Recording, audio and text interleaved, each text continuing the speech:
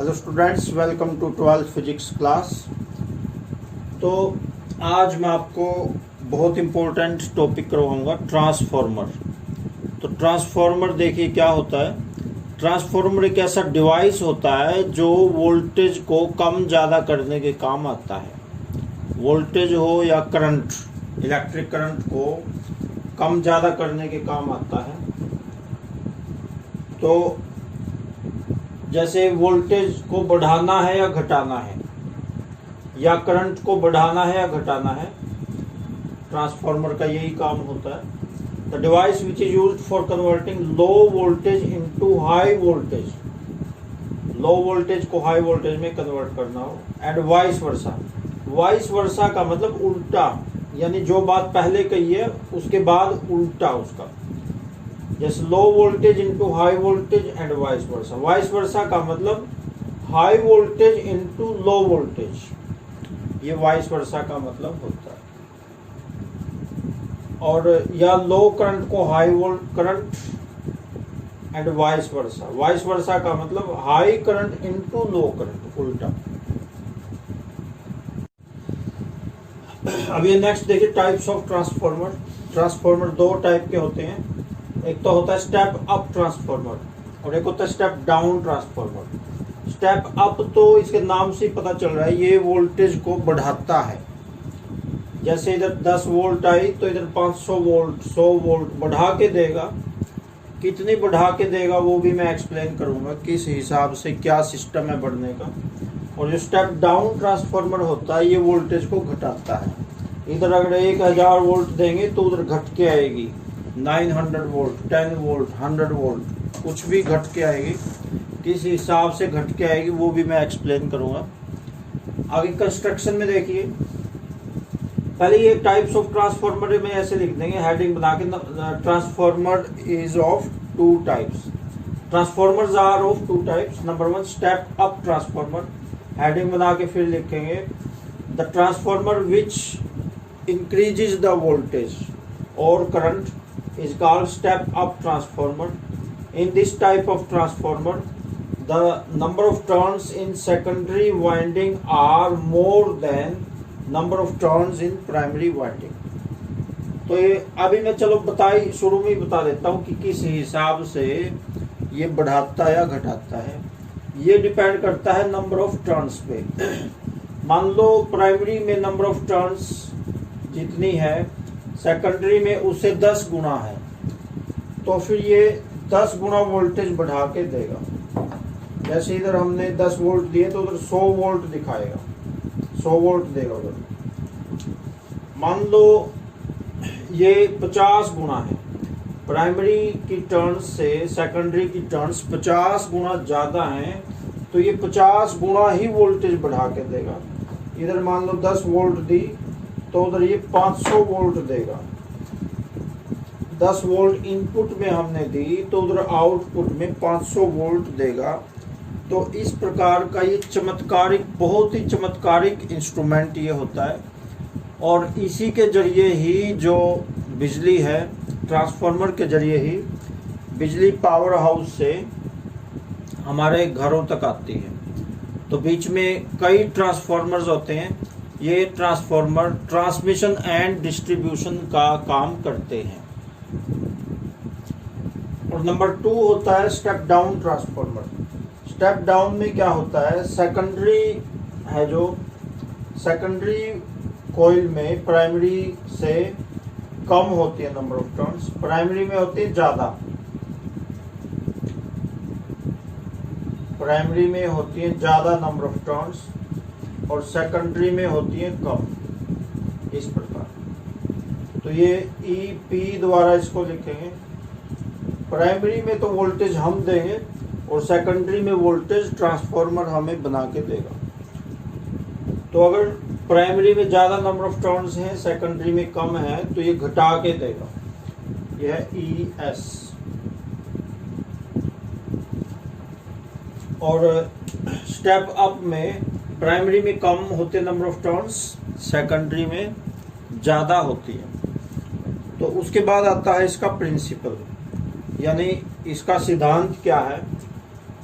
तो इसका principle, the transformer works on the principle of mutual induction. Mutual induction पहले आपको पिछली वीडियोस में एक्सप्लेन मैंने किया हुआ है, पहले लिख के उसके बाद म्यूचुअल इंडक्शन की डेफिनेशन भी लिख देंगे। एक बार और मैं म्यूचुअल इंडक्शन को एक्सप्लेन कर देता हूँ। तो देखिए, म्यूचुअल इंडक्शन कुदरत की एक बहुत बड़ा चमत्कार है। म्यूचुअल इंडक्शन क्या होता है एक बार और बता देता हूँ मैं। तो जैसे एक कॉइल ये है, एक कॉइल ये है, दोनों के बीच में कोई भी फिजिकल कनेक्शन नहीं है, बीच में खाली स्पेस है, हवा है या वैक्यूम है, कोई ऐसा खाली स्पेस है बीच में, कोई फिजिकल कनेक्शन नहीं है। तो इस प्राइमरी कॉइल में हम कोई वोल्टेज देते हैं तो सेकेंडरी में अपने आप ही वोल्टेज चली जाती है, अपने आप ही, बीच में कोई टच नहीं है, अपने आप ही यहाँ से वहाँ तक अपने आप ही वोल्टेज चली जाती है। तो इस एक अद्भुत, कुदरत के अद्भुत चमत्कार को कहते हैं म्यूचुअल इंडक्शन। और यही अद्भुत चमत्कार कुदरत की देन है। अगर ये नहीं होता तो शायद आज हमारे घरों में बिजली आनी बड़ी मुश्किल हो जाती। आ तो सकती थी जनरेटर से, लेकिन उसको हम बहुत दूर तक सप्लाई नहीं कर सकते, बस घर में घरेलू जनरेटर से ही आ सकती है। तो दूर, जैसे पावर हाउस है, दूर के पावर हाउस से हमारे घरों तक बिजली नहीं आ पाती, तो उसमें ये ट्रांसफार्मर बहुत काम आते हैं। और ट्रांसफार्मर के यूजेस भी हैं, वो तो खैर बाद में आपको करवाएंगे। तो ये स्टेप अप ट्रांसफार्मर, इसका प्रिंसिपल आपको समझ में आ गया होगा। उसके बाद है कंस्ट्रक्शन। कंस्ट्रक्शन में ये होती है, ये सॉफ्ट आयरन कोर होती है, ये वाली नरम लोहे की बनी होती है। और ये सिंगल पीस नहीं होता, ये बिल्कुल पतले पतले पीसीज होते हैं। उन बहुत सारे पीसीज को जोड़ के ये बनाई जाती है, सिंगल पीस नहीं होता है। तो सिंगल पीस क्यों नहीं लेते इसमें? क्योंकि सिंगल पीस लेने से एडी करंट लॉसेस बहुत ज़्यादा बढ़ जाएंगे। एडी करंट्स पिछली वीडियोस में बताया आपको। तो उसके कारण इसकी जो वर्किंग है ट्रांसफार्मर की, वो सही नहीं हो पाएगी। ये जो कोर एडी करंट्स के कारण बहुत ज़्यादा गर्म हो जाएगी और जो वाइंडिंग है ये सारी जल जाएगी, सिंगल पीस अगर ले लिया तो। इसलिए इसको सिंगल पीस नहीं लेते। ये छोटे छोटे पतले पतले पीसीज होते हैं, पतरा टाइप पीसीज होते हैं। उन बहुत सारे पीसीज को जोड़ के ये कोर बनाई जाती है। तो ये होती है लैमिनेटेड कोर। वो जो पीसीज है उन पे लैमिनेशन चढ़ी होती है ताकि एक दूसरे से उनका इलेक्ट्रिकल कनेक्शन ना बन पाए। उसके बाद ये होती है प्राइमरी वाइंडिंग। प्राइमरी वाइंडिंग इसमें जो ये एक है, इस पे ये लपेटते हैं तांबे की तार, और ये तांबे की तार होती है इंसुलेटेड कॉपर वायर। इंसुलेटेड होती है। इंसुलेटेड क्यों बोला मैंने? क्योंकि तांबा तो इंसुलेटर नहीं होता। तो इंसुलेटेड क्यों बोला है? क्योंकि ये जो तार होती है पतली होती है और इसके ऊपर एक पेंट किया गया होता है, जो पेंट इंसुलेटर होता है। तो वो इंसुलेटर पेंट क्यों करते हैं? ताकि ये कॉइल्स आपस में, इनका इलेक्ट्रिक कनेक्शन ना बन पाए आपस में। जो टर्न्स हैं, तार के ऊपर तार लपेटेंगे तो वो टर्न्स का आपस में इलेक्ट्रिकल कनेक्शन ना बन पाए, इसलिए इसको इंसुलेटेड कॉपर वायर से ही लपेटते हैं। तो ये प्राइमरी हो गई और ये सेकेंडरी वाइंडिंग हो गई। आगे इसकी थ्योरी देखिए। थ्योरी और वर्किंग एक ही बात है। इसका हेडिंग वर्किंग भी लिख सकते हैं, थ्योरी भी लिख सकते हैं। तो देखो, ये जो प्राइमरी कॉइल है, प्राइमरी वाइंडिंग, इसमें अल्टरनेटिंग ईएमएफ डालते हैं अपनी तरफ से। इनपुट ईएमएफ होता है, वो आउटपुट होता है। सेकेंडरी में आउटपुट होता है और प्राइमरी में इनपुट होता है। तो इसमें हम कोई भी ईएमएफ डालते हैं अपनी तरफ से, तो इसके कारण प्राइमरी कॉइल में मैग्नेटिक फ्लक्स में चेंज आता है। अब उस चेंज के कारण जो सेकेंडरी कॉइल है उसमें ईएमएफ इंड्यूस हो जाता है। अपने आप ही उसमें ईएमएफ इंड्यूस हो जाता है। इसी को कहते हैं म्यूचुअल इंडक्शन। इंडक्शन जो शब्द बना है वो इंड्यूस से बना है। तो इसमें मैग्नेटिक फ्लक्स चेंज होता है। इस चेंजिंग मैग्नेटिक फ्लक्स के कारण सेकेंडरी कोइल में ईएमएफ इंड्यूस हो जाता है। तो ईएमएफ इंड्यूस होने के कारण ये भी आउटपुट में वोल्टेज दिखाता है और यही बस इसका नियम है। हालांकि देखो बीच में कोई फिजिकल कनेक्शन नहीं है, फिर भी यहाँ से वोल्टेज उधर अपने आप ही ईएमएफ इंड्यूस हो जाता है। ये एक कुदरत का बहुत बड़ा चमत्कार होता है। तो अब देखो ये है सेकेंडरी वोल्टेज, ये प्राइमरी वोल्टेज। तो जो रेशो सेकेंडरी वोल्टेज और प्राइमरी वोल्टेज का होगा वही रेशो होगा number of turns in secondary voltage secondary coil to the number of turns in primary coil. NS is number of turns in secondary coil, ऐसा लिख भी देंगे। Let NS is equal to number of turns in secondary coil. इससे आपका जो answer है वो बड़ा दिखेगा। And NP is equal to number of turns in primary coil. ES EP भी लिख देंगे। ES is equal to EMF through the secondary coil and EP is equal to EMF through primary coil. तो ये कुदरत का बनाया हुआ नियम है। ये अभी आपको बताया था, जैसे रेशो 10 गुना है तो 10 गुना ही वोल्टेज बनेगी। नंबर ऑफ टर्न्स 50 गुना है तो वोल्टेज भी 50 गुना ही बनेगी।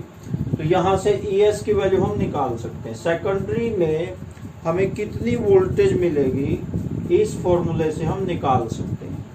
तो ES के लिए जो EP है ये बटे में है, उधर जाके मल्टीप्लाई हो जाएगा EP, तो ये मल्टीप्लाई हो जाएगा। अब NS अपॉन NP है जो सेकेंडरी की number of turns and NP primary की नंबर ऑफ टर्न्स, इनका जो रेशो है इसको कहते हैं ट्रांसफॉर्मर रेशो, ट्रांसफॉर्मेशन रेशो, और इसको K द्वारा लिखते हैं। तो यही इसकी थ्योरी में आपने लिखना है। और अब इसके यूजेस भी आपने लिखने, यूजेस ऑफ ट्रांसफॉर्मर, क्योंकि ये टॉपिक एग्जाम में मोस्टली आता है और 5 नंबर का आता है ज़्यादातर। तो 5 नंबर फिजिक्स के पेपर में बहुत ज़्यादा हो जाते हैं, तो इस टॉपिक को आपने बिल्कुल पक्का कर लेना। यूजेस क्या है, एक तो मोबाइल चार्जर में यूज है, बहुत ज़्यादा यूज है ट्रांसफार्मर के। एक ट्रांसमिशन एंड डिस्ट्रीब्यूशन में इसका यूज है, जो जहाँ पे पावर हाउस में वोल्टेज बनती है तो उसको बहुत हाई वोल्टेज में कन्वर्ट करते हैं। जैसे थर्मल पावर स्टेशन है पानीपत में, तो वहाँ पे 11,000 वोल्ट बनती है, जनरेट की जाती 11,000 वोल्ट। तो उसको जो बड़े बड़े टावर्स हैं इनके थ्रू लाई जाती है आगे सिटी वाले पावर, जो ये होता है सिटी वाले जो पावर स्टेशन होता है उस तक लाई जाती है। तो वहाँ पे स्टेप अप ट्रांसफार्मर होता है, 11,000 वोल्ट को 4 लाख वोल्ट में कन्वर्ट करते हैं। 4 लाख वोल्ट में या 2,20,000 वोल्ट में ऐसा कुछ कन्वर्ट करते हैं, वो स्पेसिफिकेशन होती है। तो उस 11,000 वोल्ट की बहुत हाई वोल्टेज बना देते हैं, तो वहाँ पे स्टेप अप ट्रांसफार्मर लगता है। उसके बाद पानीपत से फिर जिस भी शहर में भेजना है उस शहर के जो पावर स्टेशन होता है वहाँ तक लेके आते हैं। वहाँ पर स्टेप डाउन ट्रांसफार्मर होता है, फिर उस 4 लाख वोल्ट को वापस 11,000 वोल्ट में कन्वर्ट कर देते हैं स्टेप डाउन से। तो फिर उस 11,000 वोल्ट को चौराहे वाला जो ट्रांसफार्मर होता है वहाँ पे लाते हैं। तो चौराहे वाला ट्रांसफार्मर भी स्टेप डाउन होता है, वो 11,000 वोल्ट को 440 वोल्ट में कन्वर्ट कर देता है। और वो जो 440 वोल्ट है वो फिर फैक्ट्रीज में और घरों तक आती है। 220 वोल्ट, एक फेस और न्यूट्रल के बीच की वोल्टेज 220 होती है और 2 फेसिस के बीच की वोल्टेज 440 वोल्ट होती है। तो इस प्रकार से जिसको 220 वोल्ट चाहिए 220 ले लो, 440 चाहिए 440 ले लो। तो इस प्रकार से ये हमारे घरों तक ये ट्रांसफार्मर के जरिए आती है। तो इसका सबसे बड़ा यूज है ट्रांसमिशन एंड डिस्ट्रीब्यूशन। ये जो पूरी प्रोसेस मैंने एक्सप्लेन की है, इस पूरी प्रोसेस को कहते हैं ट्रांसमिशन एंड डिस्ट्रीब्यूशन। तो यहाँ इसमें भी ट्रांसफार्मर का यूज होता है। इसके अलावा फर्नेंसेस, इलेक्ट्रिकल फर्नेंसेस में यूज होता है, और इलेक्ट्रॉनिक के जो इंस्ट्रूमेंट होते हैं सब में छोटे छोटे ट्रांसफार्मर्स का यूज होता है।